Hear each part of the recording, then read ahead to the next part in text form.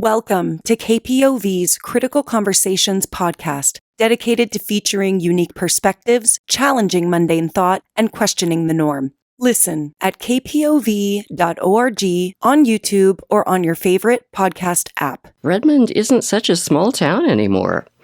Our guest this morning is Keith Witcosky, Redmond City Manager. Keith oversees, pretty much everything in Redmond except the fire department.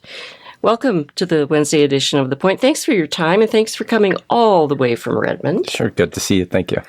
As usual, give the new members of our listener family the Reader's Digest version of your specific duties. What do you do? So city managers basically kind of serve as the chief executive of the company and serve at the pleasure of the city council. And so my job is to kind of set the culture, to help the director succeed, and to help the council move forward their policy agenda. And you oversee the airport? The airport, community development, police department, public works, communications, lots of things. Like I said, everything but fire. And in your spare time, are you still grooming your cat? Yeah, well, I've plucked her hair out, so there's less grooming needed now. So the National Night Out was last night in Redmond, in conjunction with the police department.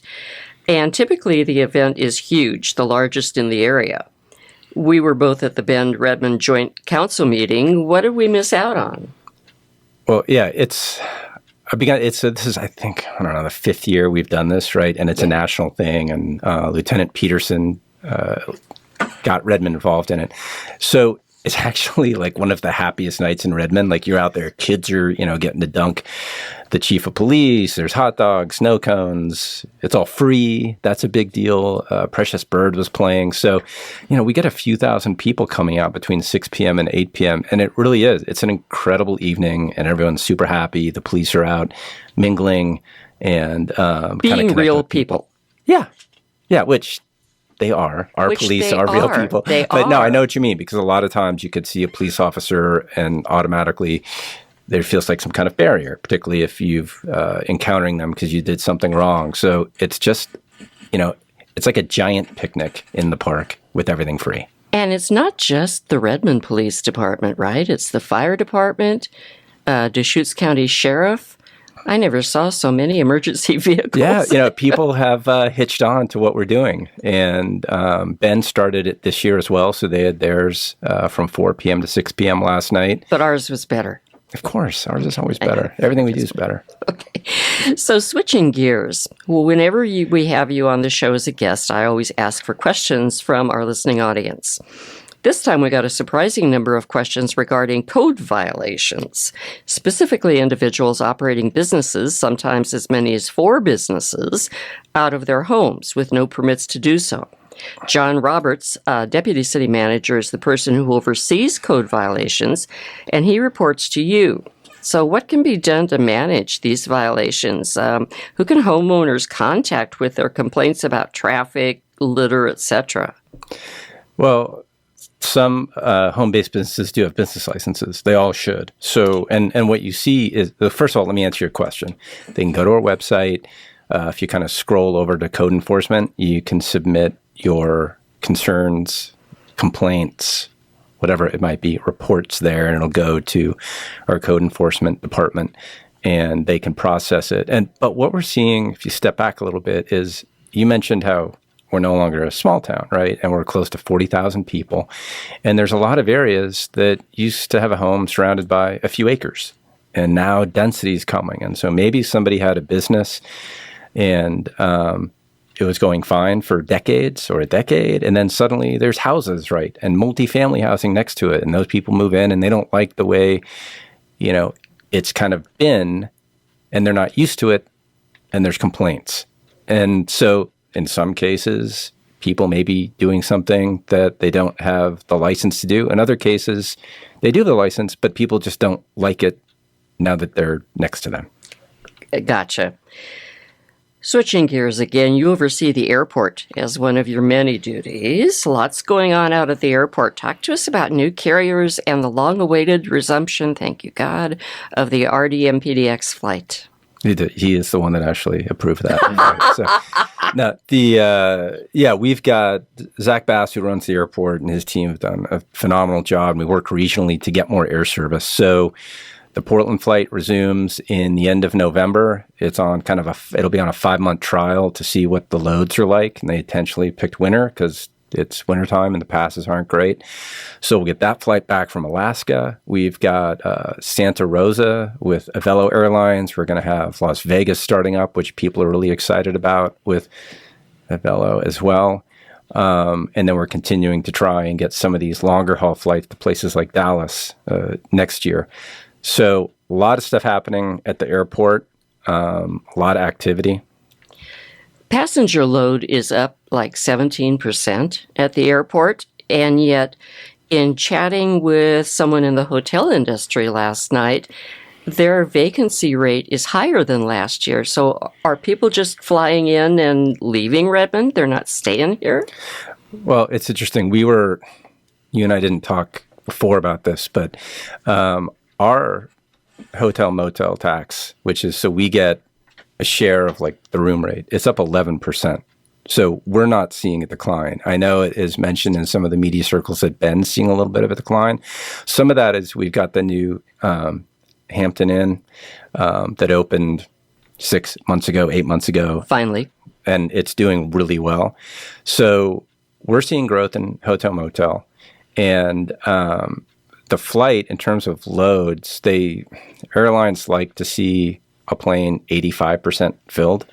And we're getting numbers a little bit above that, which is phenomenal on average. So our numbers at the airport, right before 2020, let's just say that, we were close to 1 million people coming and going each year, and we've exceeded that. So we've bounced back strong. Mike Rogaway wrote an article in the Oregonian a week or two ago about how well Redmond's doing and where Eugene is at. So it's worth taking a look at probably in the business section. Yeah, I remember reading that. So what's happening with the airport improvements?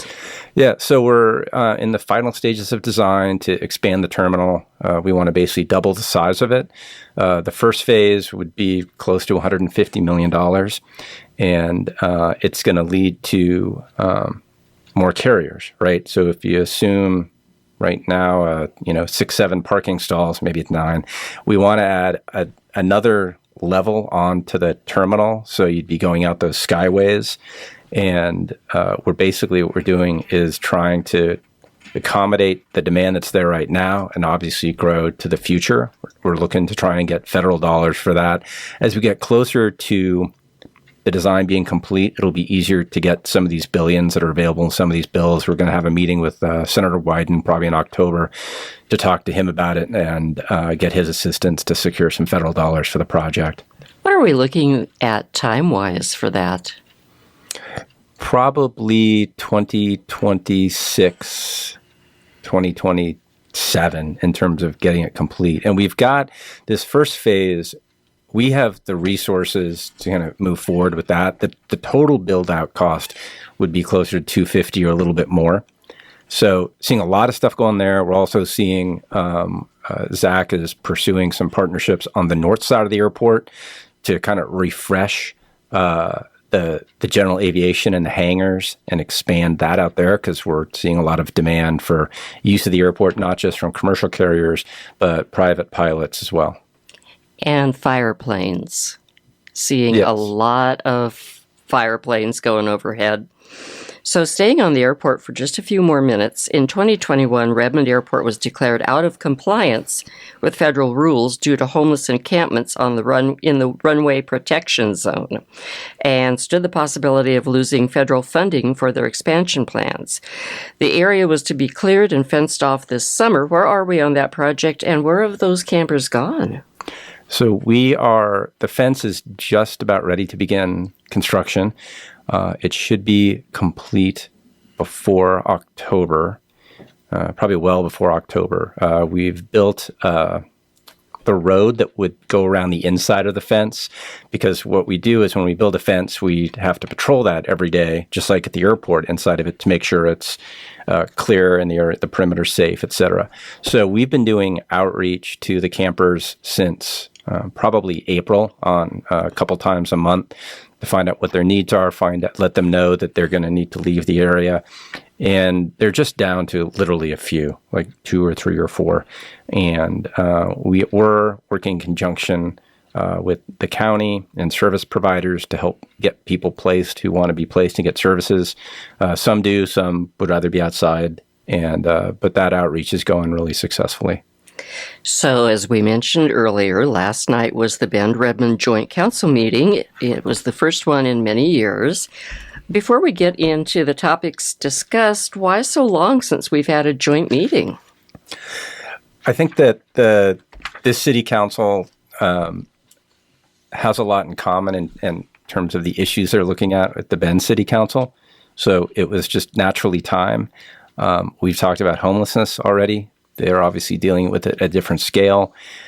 You look at affordable housing, you look at transportation initiatives, and you look at just kind of the role of electeds in this day and time. And there's just a lot of synergy and a lot of things in common, and they could learn from each other. So they had a great meeting. They want to meet again.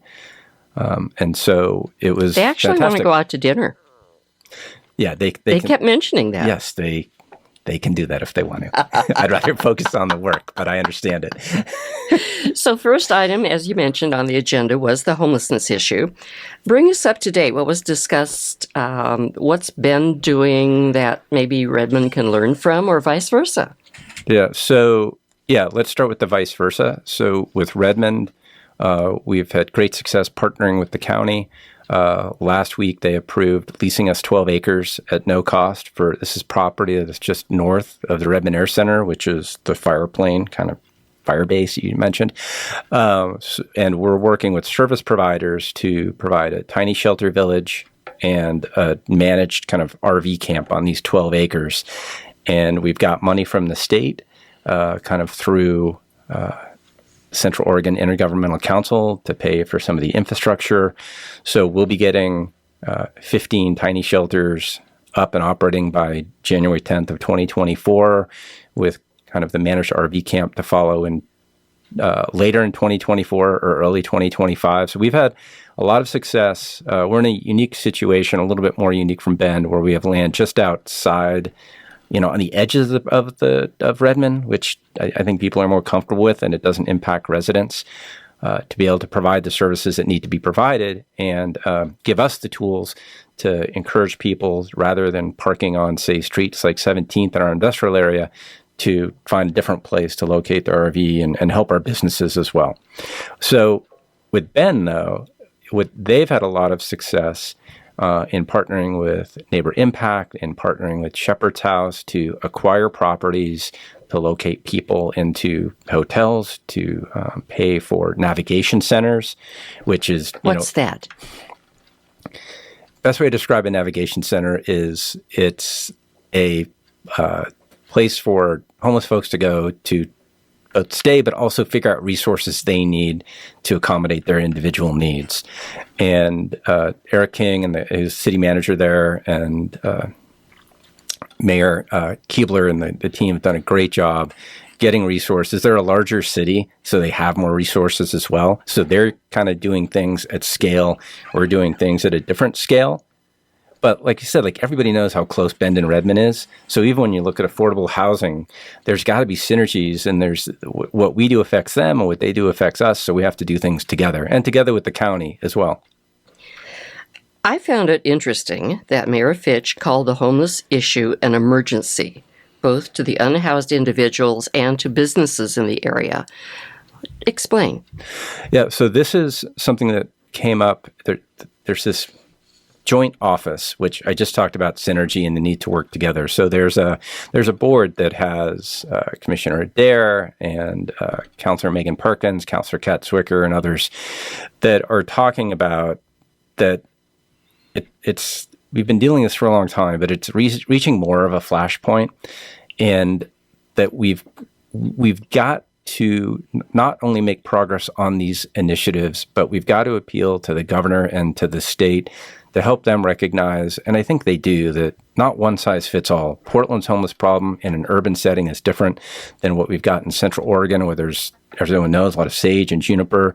And so we need different permissions when it comes to land use, and we need resources when it comes to paying for operations. And we're looking to the state. I think people are looking to the county as well to figure out ways that if the cities invest in infrastructure, that these other partners can help pay for the operation of these services that need to be done to help people get out of homelessness. Because there's a decent percentage that are in there through no fault of their own.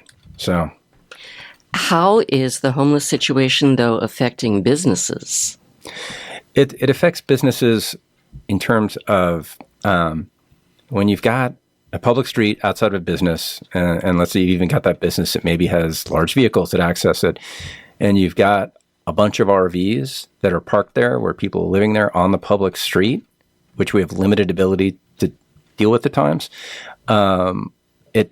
it creates issues, it creates conflicts, it creates problems sometimes with emergency vehicles, right? There was a fire last night on a couple acres off of 17th Street.